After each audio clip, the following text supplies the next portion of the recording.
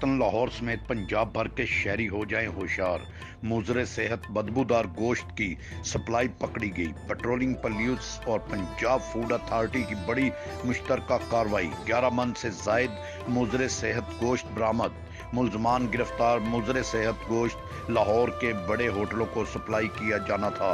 اہم خبر سے آپ کو آگاہ کر رہے ہیں۔ پاک پتن پیٹرولنگ پولیس اور پنجاب فوڈ اتھارٹی کی تھانہ قبولہ کی حدود چوک مرلے میں بڑی کارروائی، لاہور سمیت پنجاب میں مضر صحت گوشت سپلائی کرنے والے سماج دشمن عناصر کو مضر صحت گوشت سمیت پکڑ لیا۔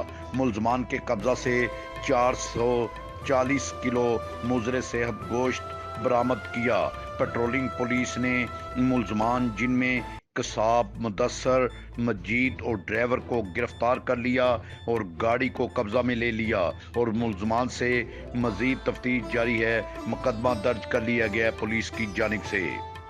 سید مشتاق حسین، PNA نیوز، پاک پتن۔